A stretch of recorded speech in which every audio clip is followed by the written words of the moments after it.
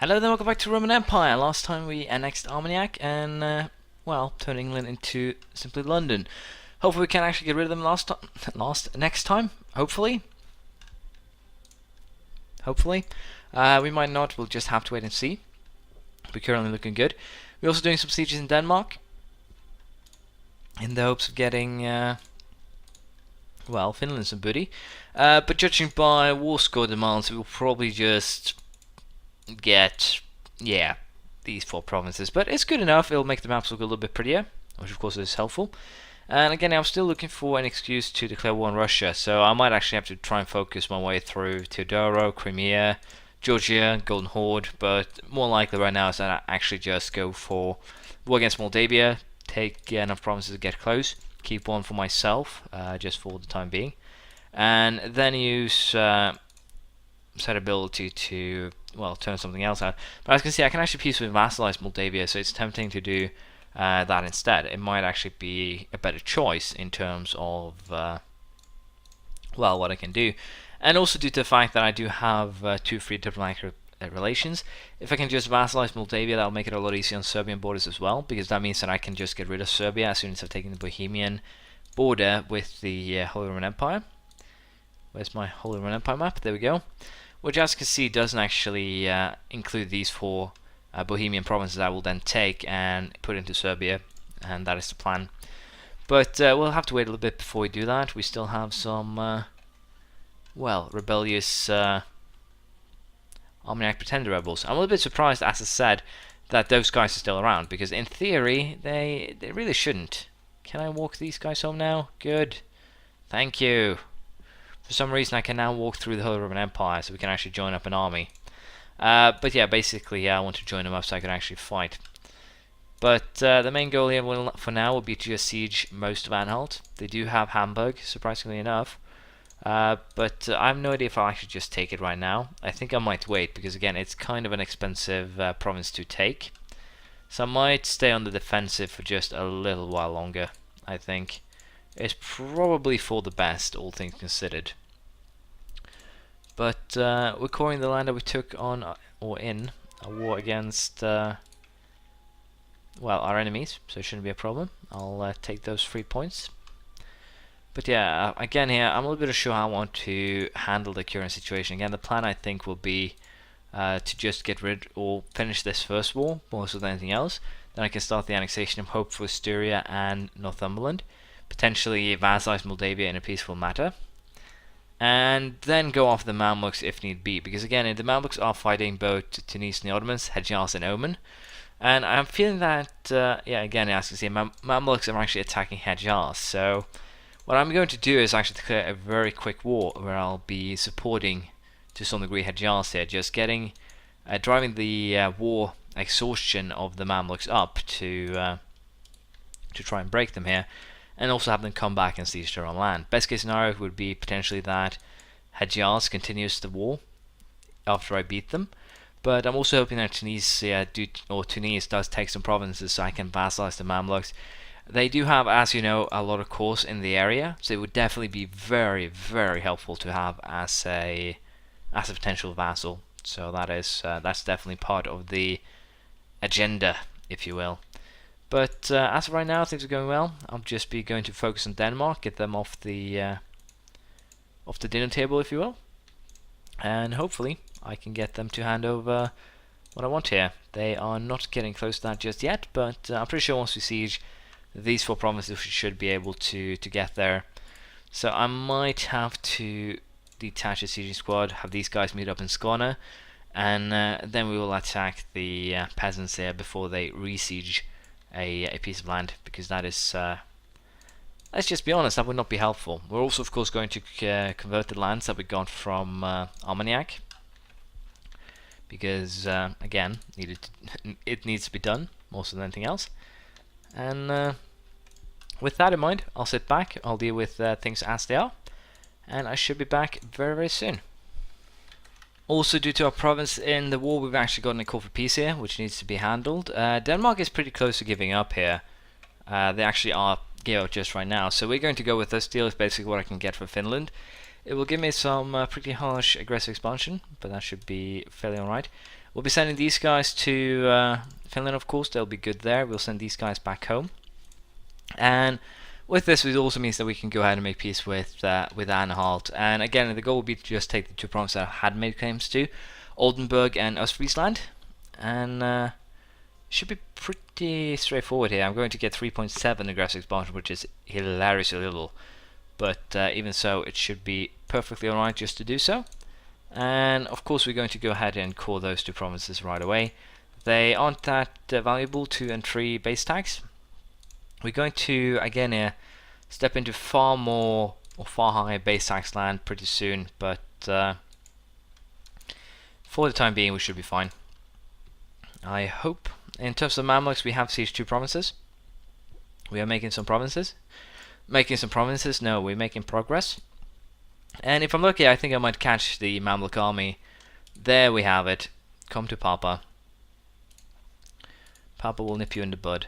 But I think they're actually running to Hejaz here. Yeah, it looks like they're actually running to Hejaz. So I don't think will be able to catch them here. Unfortunately, nope. I can't. I just can't catch them. So once we actually siege their capital, I'm going to be using my armies here to re-siege the land, and hopefully that will actually be enough to make things work in terms of not having them take any of Hejaz's land, because that is something we definitely don't want from this war. And apparently the capital is pretty stubborn, so I'm going to take the liberty of doing this. But it also seems like we do have the added benefit of, again, you can walk there. It's not... I hate that mechanic that is weirdly implemented right now. Again, I can definitely walk there. There is no doubt that my armies can walk there. As you can see, it just had to go a little bit further than they could walk there. It's still annoying that I can't just give a straight walk order. Although there's probably some button I need to hold, but even so, it's... I'm just lazy. That's basically it in terms of learning controls. Apparently, Mamluks went for a white peace with Hejaz right afterwards. That's good. And with their army destroyed, or about to be completely destroyed, I will make sure that it is completely destroyed. I'll leave the rest, I think, in the hands of Tunisia. I'm probably going to take the 3 provinces that I have claims to, again. But I think that's basically just so I can weaken them, so I can actually vassalize them further down the line. Because again, it's not too much to... It's just 34%, well, 64%. So we'll take these provinces to boost ourselves more than anything else, and then I can just take down the Mamluks later, hopefully. And in terms of coring costs, etc., we're not really having any problems there, because we do have some benefits, I believe, to coring costs. Or am I just being completely... No, we have it as a fundamental idea, -22 aggressive expansion and coring costs, so that's really helpful. But as I said, now we can actually start focusing on annexing vassals again. We are not at war with anyone, and again, just Styria itself will cost me 350 diplomatic power. It's not a big, area, so it really sucks. 50 base tax for 350 diplomatic power, costly, but we'll just have to take it. Northumberland again is a target for annexation, and again, if I can get Moldavia into a peaceful vassalage, that would be good. So I'll be working towards set goals, and hopefully I can pull them off. We'll just have to see how it goes. There'll probably be a little bit of a period of peace here.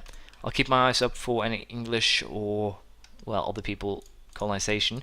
We do have an English colony here, so the English are back on their, well, bad ways, if you will. So I might actually have to break a truce here, the truce that I have with the English currently, to destroy them once and for all. It might actually be a horrible thing to do strategically, but again, it might be that I just have to do it, which of course is not good by anyone's standards, but again, it's one of those things that might just prove to be necessary to secure victory. But before we focus on the annexation of also Northumberland, I will get Moldavia as a vassal. Of course, it will be hard to raise their relation with us, but I think I should be perfectly fine in doing so later. So for now, I'll focus back on Northumberland here. and hopefully I can vassalize them without too much fuss, or start the annexation without too much fuss. I'll sit back and we'll see what I decide to do with, well, with good old, what's their name? Good old England. I might go for a truce break here if they're still colonizing and I want to secure myself as king of all, if you will. But we'll definitely have to see. I'll probably also save some diplomatic power here, since I don't really need Tech 11. And it should also allow me to get diplomatics or exploration set ideas that will also cost diplomatic power. So with that in mind, we'll just sit down and wait. Unfortunately here, they're apparently at war with the Greeks, so I'll have to wait with the vassalization of Moldavia, but even so, we should be alright here and just, again, waiting and making it work here. I'll sit back and wait, and hopefully I can start the annexation of Northumberland pretty soon. Unfortunately, we had a death. We have a new empress, Alicia Banks, 4343, pretty good. The heir, Europa here, is a 405. Not great, considering that we definitely want, well, diplomatic skill. So it's fair enough here, we're doing good on all accounts, but again, diplomatic power is definitely something that we need. I'll take the Blasphemy Act here. We do not care for heretics, and mission strength +1 is always useful. Should speed up conversion rates quite a bit here, so that is fair right. Berry is currently convertible, even though it does have the religious seal, which I find interesting. The same goes for East Frisia. So at current rate, we're getting really strong on the missionary aspect. We still have to worry about, of course, the Protestant provinces in the area. We are actually converting them. It's still going to take a while before we can convert a province with nationalism. It'll last until 1602. So that's why I kind of want to take down the English before this colony becomes a full-fledged one. Just burn it down, then we can convert these provinces whenever we please. And again, yeah, it's really tempting to do so, but I do need a casus belli. Breaking through is already 5 points. In terms of the points, it's not really a problem. It's just I would prefer to do it in a way that doesn't, well, create a big schism. So I'm definitely tempted here to actually just go straight out for England. Gunning for England only, with basically a no truce, no casus belli. The war exhaustion itself will be a little bit bad, and I'll probably be in trouble for a little while because of that. But again, on the positive side, I can get rid of England right away. The only real concern in this scenario is that the aggressive expansion will be 70. And again, here, the lands around will probably not take it too harsh that I actually do this. But it'll be interesting to see. It could work as a fun little experiment. Again, I've secured basically what I want in Europe, so even if I get a coalition, it's not too bad. Worst case scenario, I can put myself in a situation where the, well, hilarity of the bad situation will outweigh the bad. Well, a coalition could actually be helpful in terms of just securing all of these tiny states' lands in a, well, easy and controlled manner is what I'm thinking. And again here, just having Denmark join in should turn into a pretty easy one, I hope. So let's just toss caution to the wind here. Again, it's going to be quite expensive to get it back up to 200 admin points basically. The war exhaustion part is going to be a little bit annoying, because again, I do lose a little bit from Defender of Fate. But in terms of rebels here, this definitely starts the, well, growth of potential rebels. So I need to end this war quickly. Again, I'll probably just go ahead and quick siege Denmark to some degree. Basically, go for a blitz, take their capital. They didn't actually join in, which I didn't actually realize. I should probably realize they wouldn't. So again, if we can just blitz England, then it should be a very straightforward war where we basically get rid of them by breaking in truce, having no casus belli, basically being very mean in a very short time. Now, I don't think they can build a new colony. We'll figure that out as soon as, well, they build one, should they do so. But again, I think this is probably the way to do things. Now, in terms of aggressive expansion, we should probably look a little bit interesting here. I really should play more. I might actually come to the point where I'm not familiar with the map mode anymore. opinion, coalition. Nope.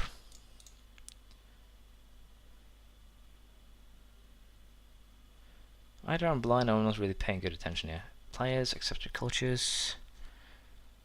Trade goods, autonomy, full level. Do you want? Let's just go to opinion map mode. Again,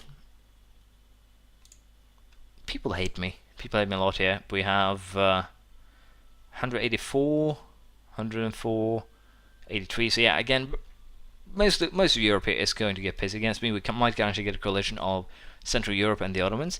That would be kind of bad, but it's not something that I would not be capable of handling. And also the Mamluks is actually at a size now where I think you can vassalize them in a single war, so that's great too. In other words, everything is coming up Roman right now. But I'll go ahead here, I'll just wait for the English to be sieged, and I'll get back to you.